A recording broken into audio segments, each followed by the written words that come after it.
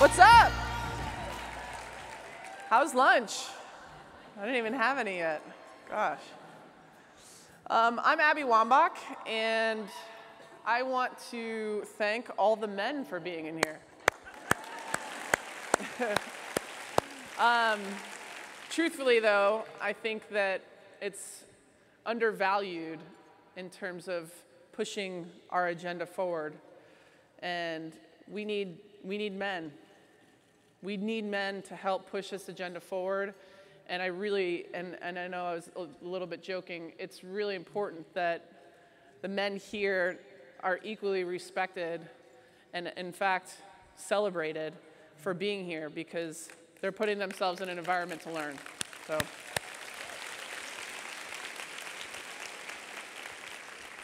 Wow, there is a lot of people here. Cool. So I'm the youngest of 7. You guys heard a little bit on that video. And I've made some mistakes, especially recently. I don't know if you guys saw the news. But I think it's important that not only we talk about the elephants that are in all of our metaphoric rooms, but that we acknowledge, hey, I made a mistake.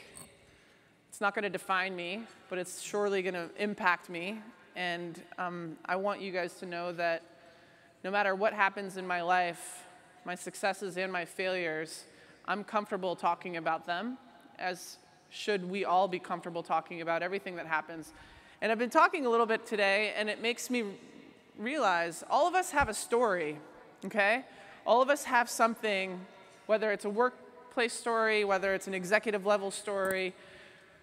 And what I've realized over the last couple of weeks of my life is everybody wants to hide their scars or their skeletons, especially when it becomes about work. And if there's an issue that's happened at work or a discrimination that's happened at work, you don't talk about it as much.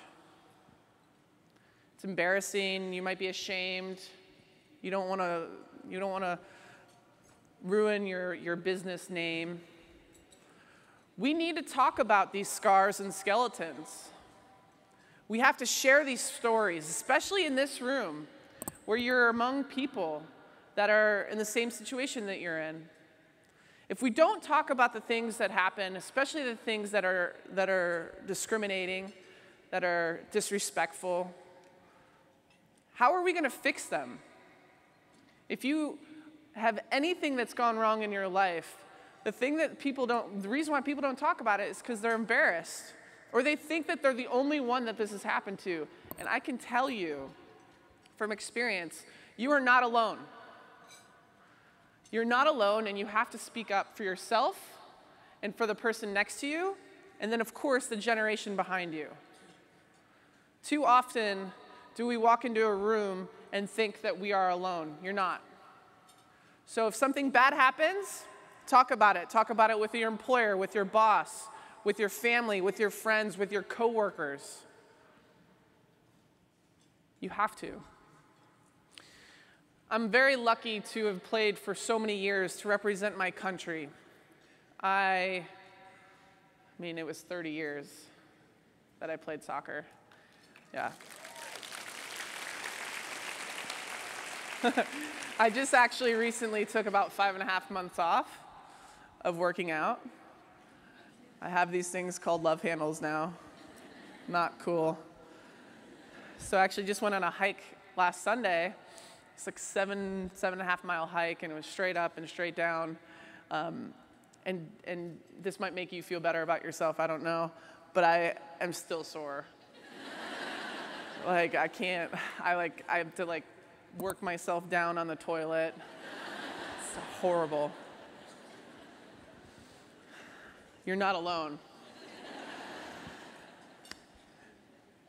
Representing your country and working towards a bigger future, something that, in high school, I didn't even know that it was possible for me to be a professional athlete. I didn't really even know what that meant. All I knew was that Michael Jordan was really good at basketball.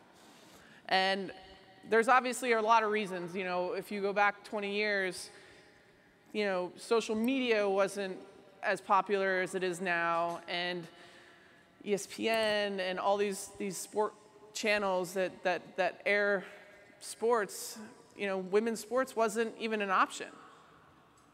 And I think it's really important that we talk about how we got here.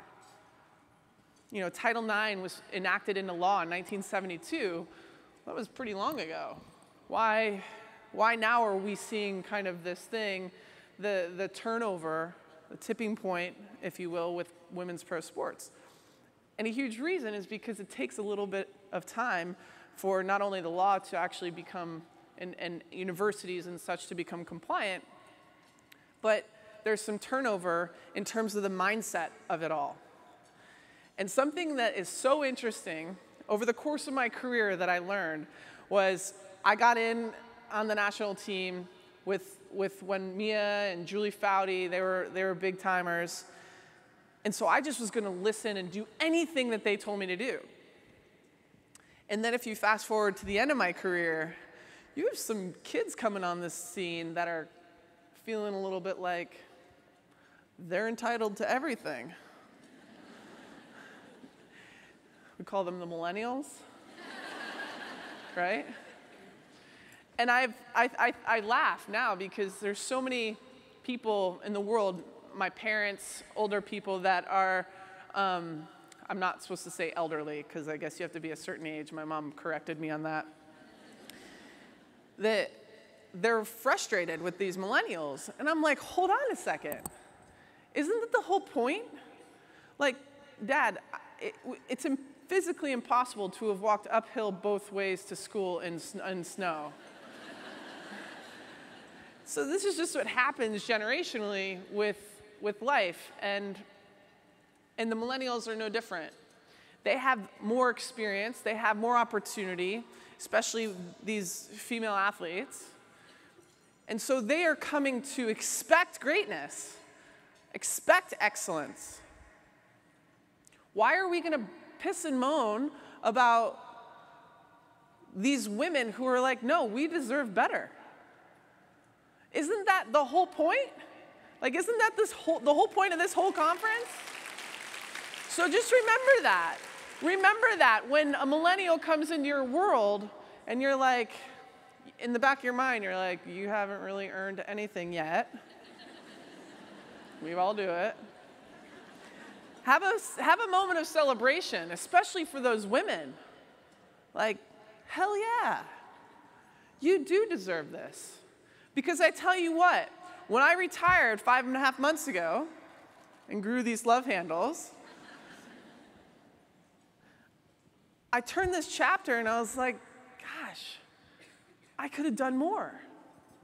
I should have done more. And I know I did a lot, don't get me wrong, I know that. But when you retire for something, you get to actually gain perspective of what you just were part of. And there's so much frustration in my bones and in my blood right now because I could have done more.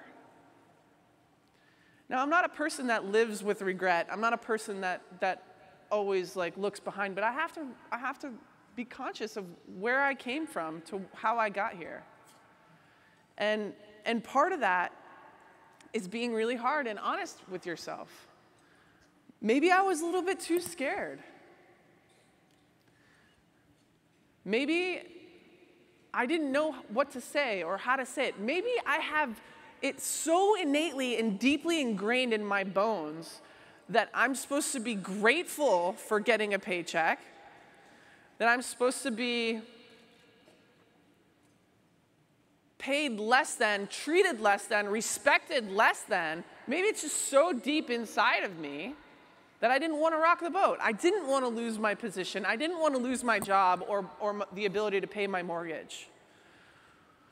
I'm here to tell you that every person in this room has to start rocking their own boat. You have to. Yes. Because if you don't, I'm telling you, you're going to be pissed off. You will. There will come a time in your life where you will turn your chapter and you will be angry that you didn't do more. You didn't rock the boat enough. You didn't speak up in that meeting. I've been reading a lot of books. I've got a lot of time on my hands. And there's this one, it's called Start with the Why. And it's this interesting idea of goal setting and trying to find purpose and starting with your why. Like, why are we doing this? Why are you guys here? Ask yourself this.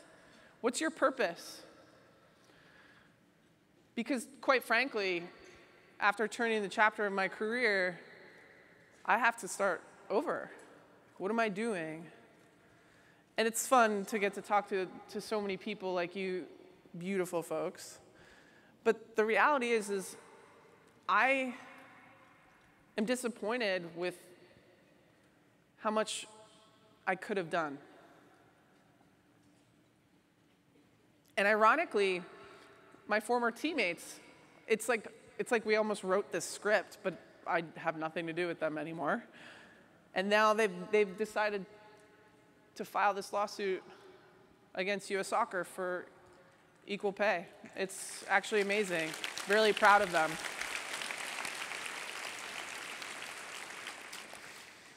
And it's funny because a lot of people are like, especially the guys team, they're like, hey, this isn't, like, we deserve to be paid too. Well, they see that there's an actual issue that's happening, that's been happening. And if you look at the actual statistics and the facts and the data, the women's national team made in the 20s of millions of dollars. And we're still paid less than the men's team. And the men's team lost $2 million last year. It's kind of a lot of difference. And nothing against the men's team, because we don't want to take anything away from them. They don't want to take anything away from them. But we deserve to be paid what we're due. And the women's team seems to win championships, like a lot of them.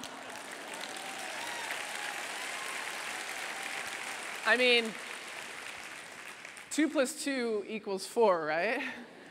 And I think it's so important that these women stand up, because even if they're not going to necessarily themselves make all the money, they have to still stand up and say what is right.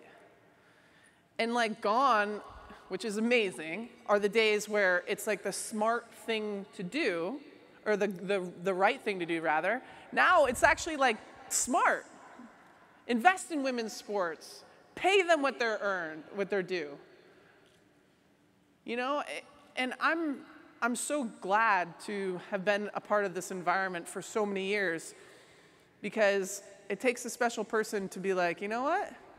I didn't do enough. I'm kind of mad at myself. And it's not because I was going to get anything in return, but the reality is if you see a problem, and there's one that's existing in probably every single person's world here, in one way, shape, or form, then you need to speak up. We need to do things in different ways to get different results. Otherwise, we're just living the definition of insanity, right? If we keep operating in the same way, expecting different results, that's literally the definition of insanity. Why are we still doing things the same way? We have to shake things up. We have to do things differently. You have to raise your hand and speak up and speak out against people not respecting women. It drives me crazy, because men are like, some, not the ones here, obviously. Men are like afraid. They're afraid of what they're going to lose. But really, it's what the world is losing, because when you bring more women into the fold of executive level positions, of board level positions, of decision making positions, your business actually statistically does better. Wow! Shocker! And it's not even about money, although money obviously equates to respect on some level. It's about respect. We want to be respected. We deserve to be treated with love, kindness, compassion, and respect. It's a basic human right. It really is. And I think everybody here has the ability to muster that 5% more. Take it from me. Especially later on in my career when I wasn't so wanting to do all the sprints that I had to do, you have to find that within yourself. And everybody here has it. You're here. Everybody here has the ability to muster more. And I mean, take it from me, I really did not like to do sprints, like at all. But I did it because I knew it was part of the process to get to the outcome, to get to the goal that I really wanted, whether it be winning championships or scoring goals for my country or representing my country. Sometimes you have to sacrifice, and a lot of times for something that's bigger than yourself. And that's what everybody here is a part of. You guys want to be a part of something bigger than just yourself. Do you know how inspiring that makes me? I feel like when I leave these conferences, I feel so inspired because there's so many people here that want to tackle this one problem. And we are at a tipping point, people. We are at a tipping point. And ask yourself, what side of the aisle do you want to be on? Do you want to be on the side that fought for it, that mustered the 5%, that went after it, that said, you know what, I'm not going to apologize for feeling the way I feel? Because it's no longer just the right thing, the politically correct thing, it's the smart thing. You have to be strong. You have to be opinionated. You have to be able to stand up for yourself and the people next to you. My goodness, stand for something. Stand for something. And people are like, oh, I'm so not political, I'm anti-establishment, whatever, especially here in San Francisco. But if you have a belief in anything, you are political. You just may not vote. We are at a tipping point. What side of the aisle do you want to be on? I don't know. I mean, I see big picture stuff happening. I feel lucky to be a part of this. I feel lucky to be a part of this conversation. I feel like being a professional athlete wasn't even possible when I was in high school. And then it just became possible. And it's not like I'm this powerful beyond person that I made this whole thing happen. It's not that. It's because collectively, all of us here energetically are putting this out into the world that something needs to change. We are at a tipping point. Do you want to be on the right side of the aisle or not?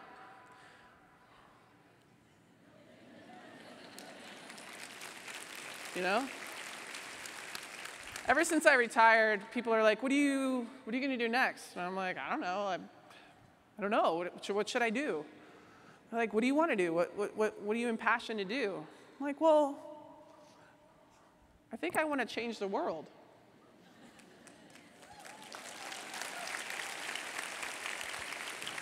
And then comes the question, well, how are you going to do that? Do you guys want to help me? Because it's going to take everybody. It's not even just here. It's going to take people all over the world to collectively put all of your effort, all of your heart for this bigger picture, this bigger idea. And obviously, women empowerment, women in business, growing that world and moving beyond it is absolutely part of where I'm headed. But real, true equality, people.